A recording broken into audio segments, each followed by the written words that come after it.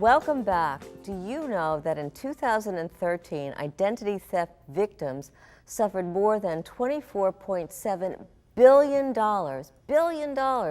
in direct and indirect losses?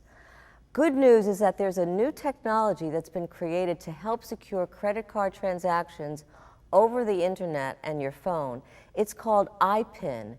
Here to tell us how it works via Skype is iPin's technology advisor, Stephen Scholl. Welcome, Stephen. Thank you for having me. Thank you for being here because it's so very important. And people, you and I were talking about so many stories, including what happened to me with Target and my mortgage with Bank of America. Sorry, folks.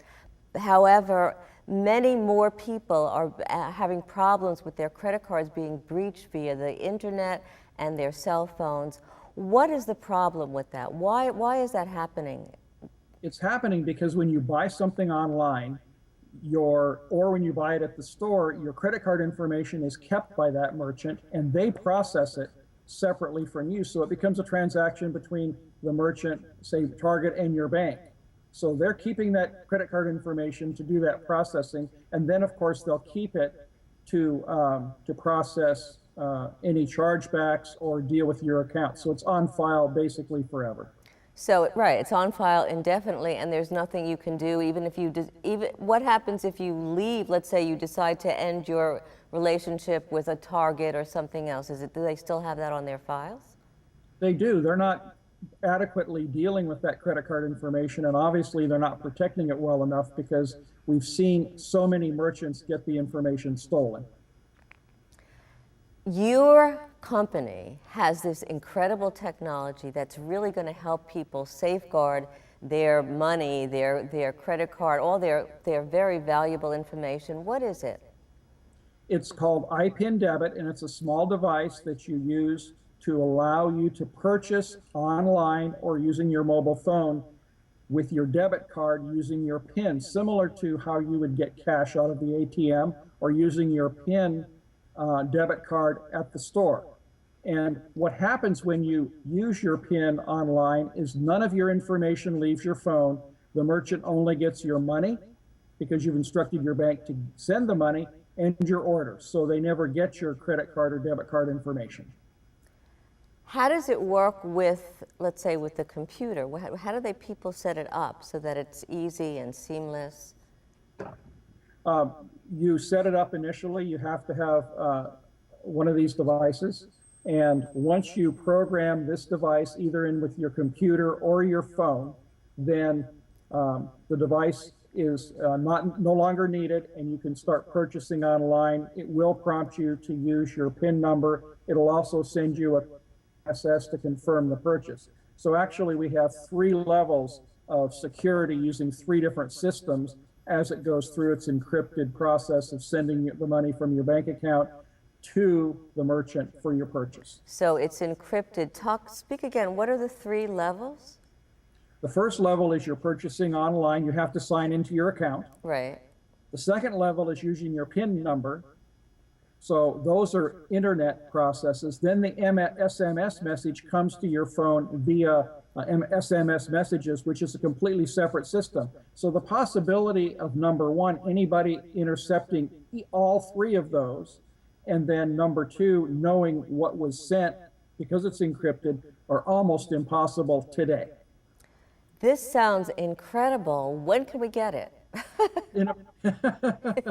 Let's see, I'll send you one now. No, please do, I'm ready. They're not available to the public now. They will be pushed out by major retailers and websites in about 60 days. So you'll start seeing iPin technology on some sites. We're testing with some major vendors online right now, actually. Now, the vendors, how are they responding to this? Are they favorable?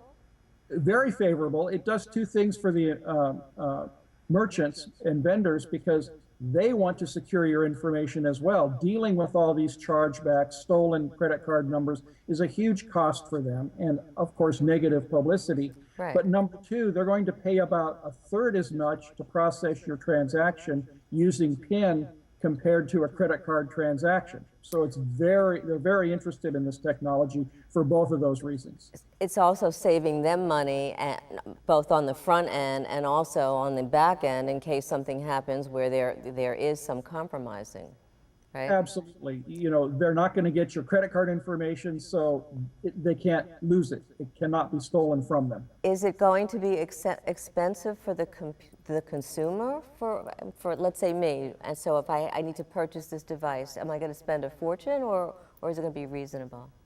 It's going to be very reasonable. Many merchants are now talking about pushing the devices out to their customers at no charge. Wow. Some talking $3 or $4.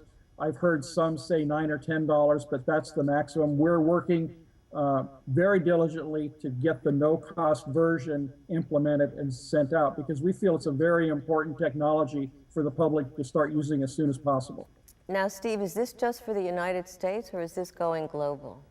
No, this is worldwide. It's been tested in several countries. This is a worldwide rollout.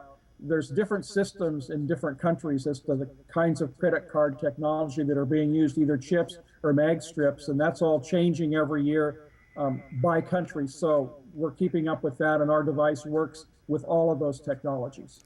I think this is a win-win situation, like you said, for both the merchant and the consumer. The idea is incredible. I can't wait to get mine in the mail, right? Thanks so much, Stephen. It's been wonderful. Thank you. I appreciate your having me on the show. Thanks. Power Your Life will be right back. Ahead, find out what's hot for next week.